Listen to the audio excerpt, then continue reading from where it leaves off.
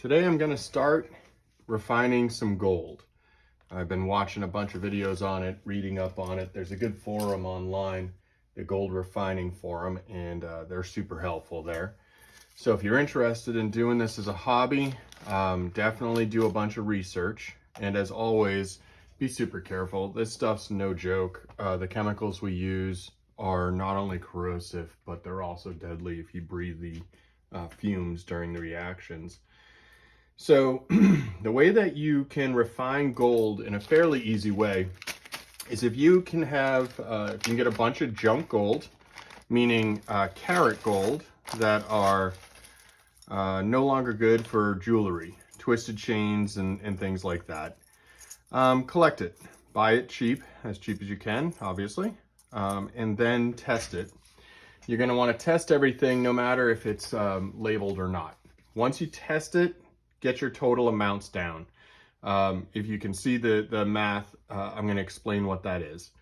The process is to take your gold from whatever carat it is and get it down to between 6 and 8%. I'm sorry, 6 or 8 carats, which is about 20 to 27% gold.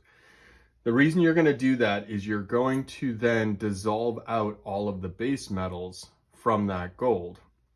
If it's too high of a carat, the gold will not dissolve in the nitric acid, and it will block the nitric acid from getting to all of the other base metals. So that's why you have to bring the carat down. So what we're going to do is we're going to mix this with sterling silver. And the reason you use sterling silver and not regular straight 999 silver is you actually want to see the solution, the color in the solution from the copper that's in the sterling. When you dissolve pure silver in nitric acid, it's clear. It's going to be crystal clear. The copper is what gives it the blue tint when you're doing the dissolving. And the reason you want to see the copper is you want to see when everything is dissolved out of your encorded gold. The name encorded is what it says. It is making the gold quarter the carat of pure gold. So you want it between 25 and 27%, like I said. So I have a bunch of 14 karat here. I have some 10 karat as well. I even have a little bit of 18 karat, which is gold teeth that I've cleaned all of the dental glue off of. And once you get all of that, you're going to do this formula, okay? Well, first thing you want to do is you want to identify the total amount that you have, multiply it by its purity. So in this case, 10K is 0.417 pure. And this gives you your total gold weight, your actual gold weight in this 10 karat batch. So in 32 ounces, I have an actual gold weight of 13. You're going to want this to be 25% of your total mass, which is why you multiply it by 3 to get your total amount of silver, or sterling silver in our case. You're going to then take the difference between your total amount and your actual gold weight, which is 19 grams, and subtract it from that total amount of base metals. You're going to get down to 21.81. We do one more final step. We multiply it by 0.95. The reason we do that is every carat gold that I've experienced, and most people have, is usually about a half a carat below what it's listed. And that half of carat is what you're making up for here with the 0.95. So you're taking 5% off of this new addition of base metal weight. This is what we come up with. So we started off with 32.63 grams of 10, 80.69 of 14, and 4.5 grams of 18 for a total actual gold weight of 64.02. This is what I'm hoping to get, just over 2 troy ounces. We then do our calculations. We come up with, I have to add 20.72, 100.2, 8.55, grams of sterling silver, okay, which gets us to this point, 131. It looks like I did the math twice and did 9.5 twice, but I didn't. This is the actual addition of these three. Then I did that by 9.5, and then I did it individually just to check my math, make sure I was correct. So I have to add 131.37 grams of sterling silver to this batch of gold. And then I'm going to melt it together. I'm going to then pour it into shot and then dissolve it in hot nitric acids. The acid will then go through the shot, kind of like a porous stone, right? Like a pumice stone kind of thing where water can go straight through it. It's going to go straight through the gold. It's going to leave it intact, hopefully, and just dissolve out all of the base metals, which we can then pull off the solution. And what will be left is between 992 and 999 fine gold. You can go one additional step, which is to then dissolve it in aqua regia. That is a little bit further than I want to go because it's very, very caustic. You're using a combination of hydrochloric acid and nitric acid, and it's extremely dangerous. So getting my gold to 0.99, let's average it, 0.995, which is 23 karat, I'm fine with that. What you can do with your gold then is either stack it or send it into a refinery, and they will give you typically 98% of your total gold weight in value. So it's a way to know what you're sending to your refiner for that final 999 and to cash it out. If you don't want to do all of this math, there is a calculation. This is the quick way. You take your total weight in each carat, you multiply it by those numbers. It'll get you to the inquartation number. All right, let's give it a go. I'll walk you through the other steps. All right, looks like we're all set up for our inquartation. So I need 131.37 grams of sterling. This is all clean sterling silverware that's already been tested. Again, always test your metals. You never know. Don't go by just what it tells you on the back. Also, be careful if you're going to start to try to buy sterling. Jump on YouTube, watch a bunch of videos on people buying it, because there are not fakes, but way back when there was a type of sterling that called international silver, or EP, and that is electroplated sterling, but you wouldn't know it really from what you're seeing. And a lot of people buy it thinking they're getting a great deal on it, and they end up buying just junk. It's not worth anything. The electroplating on it is so fine that there's no real value in it. It costs more money to strip out the base metals than it is worth. All right, so there is my silver that I need to melt down. I've got a somewhat small dish here, but we'll melt the silver first, and then we'll start adding the gold.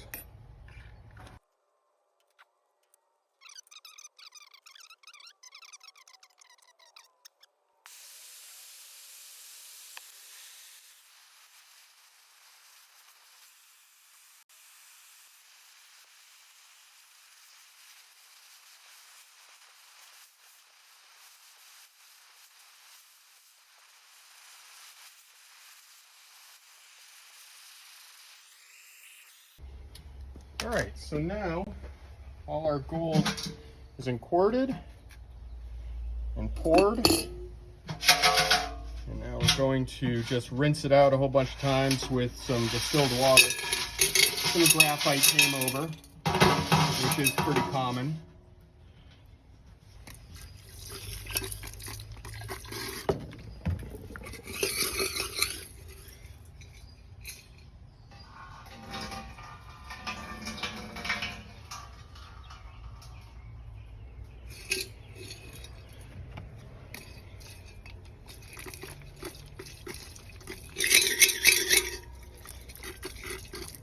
basically I just want to get the chlorinated water off the gold so that when I start to dissolve it, it doesn't create silver chloride in solution. Silver chloride is, it's not the worst thing in the world, but it's a little more difficult to precipitate out the silver from silver chloride, so we want to try to get rid of it.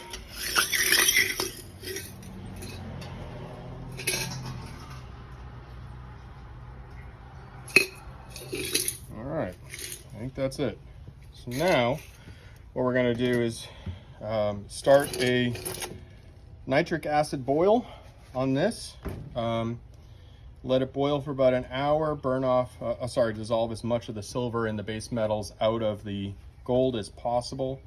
And then we'll do that 3 or 4 boils, and then we will have some 23 karat gold. Okay, so what I'm going to start with is about 200 milliliters of distilled water and 200 milliliters of nitric acid for this first boil. I'm going to go a little more, maybe 300 and 300.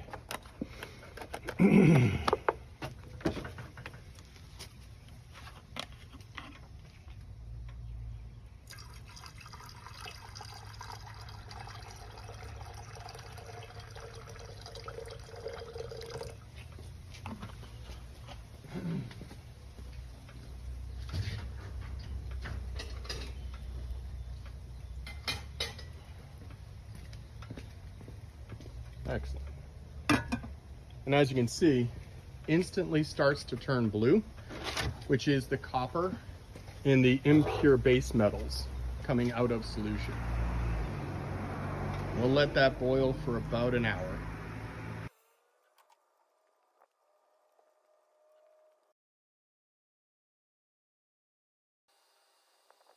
All right, so it's been about 45 minutes. That reaction is pretty well done, so I'm going to pour it off and then start another one.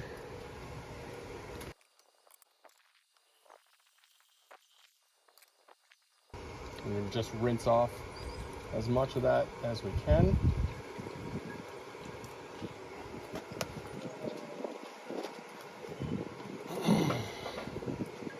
Looks like the inquartation did pretty well. The gold is holding together in chunks instead of turning into a powder. So we should be able to continue to dilute and rinse without losing much gold over into this solution. I'm just watching to make sure I'm not losing any into this pour out. Looks pretty good. All right. So you can see that's your gold right there. Pretty good. All right. All right. So now let's get another nitric acid boil going.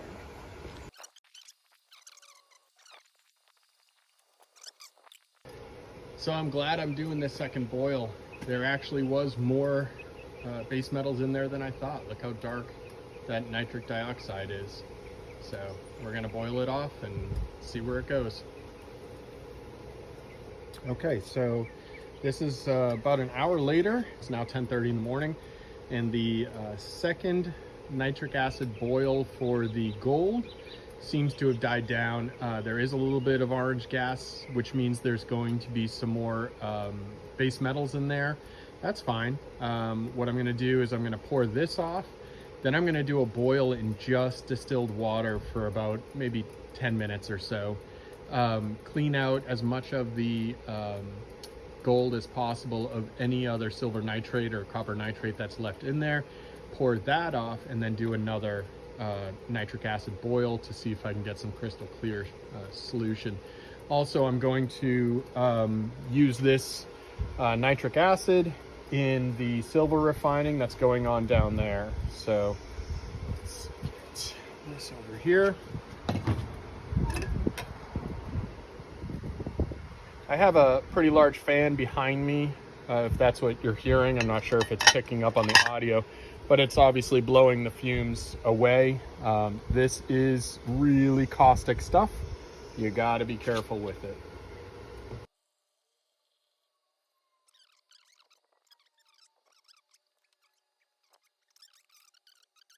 All right, so I switched things up a little bit. I was losing a bunch of heat because that pan I had it in was too big and was too low. So I put it on in a bigger pot. It's keeping the heat in. It's been boiling that distilled water for a little bit. So now I can take it out and drain off that distilled water. And then we'll go ahead and do another nitric acid boil. And I'll just use this distilled water in the silver refining. You can see how blue it is. That was how much of the silver and copper nitrate was still left trapped inside the gold after I poured it out last time.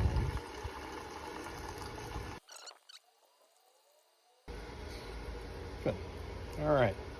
So again, that's what I'm looking for, is really nice brown kind of mud. That is getting to be close to pure gold.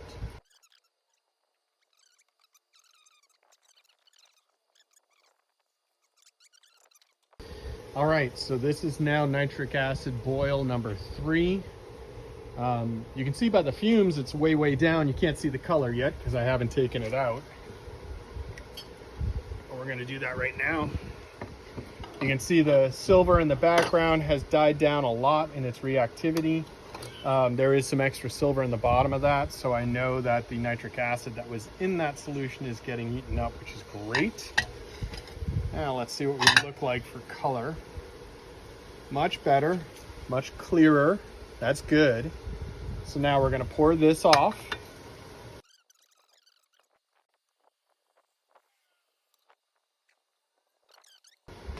And we're going to boil it in just distilled water to clean it out.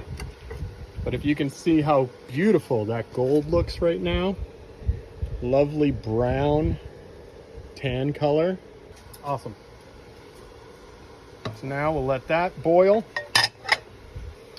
All right, so I just poured off the water, distilled water boil, and it came out pretty good. Looks like it got a lot out. So now we're just doing another nitric acid boil. I put another 300 milliliters of distilled water and now about 300 milliliters of nitric acid.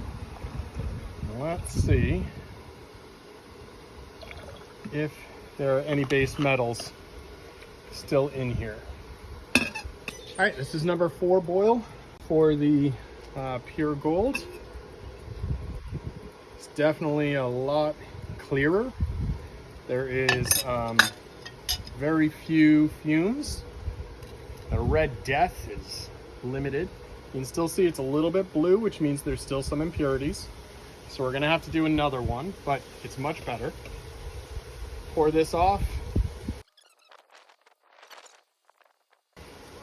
And that looks fantastic. See that gold in there? Beautiful, beautiful color.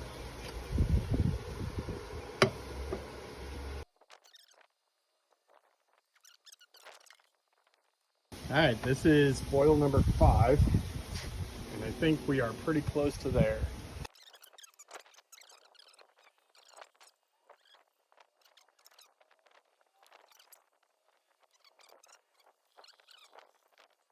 So good. You can see that. See how crystal clear? It's nice and tan brown. Lovely, lovely, lovely. Excellent. All right, I'm gonna boil it in just some regular distilled water now, and we'll see if we just get any of the last remaining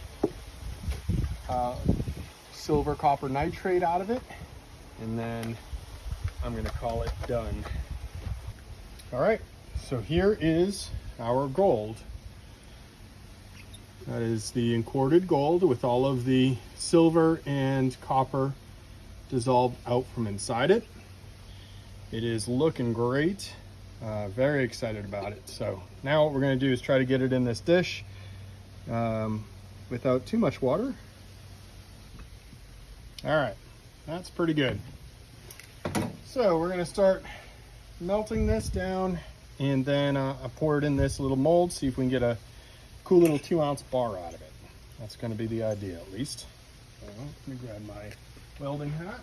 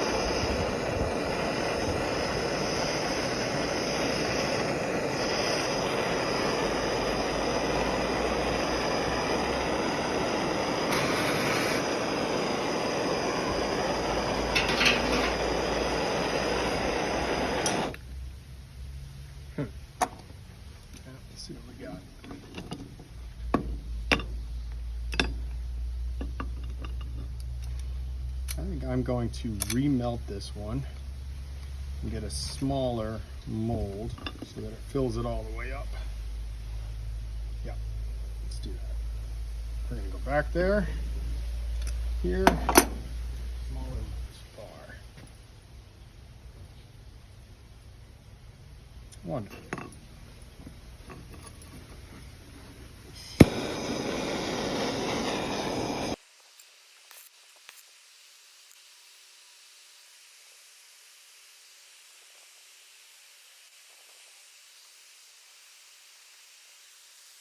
All right, I just re-poured that bar. I didn't like how it looked.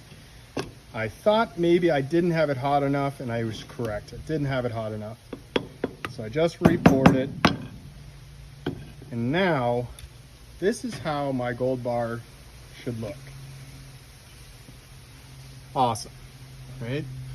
It's got a little bit of borax on it because I sprinkled some borax. But that is how I want my gold bars to look. There we go. All right.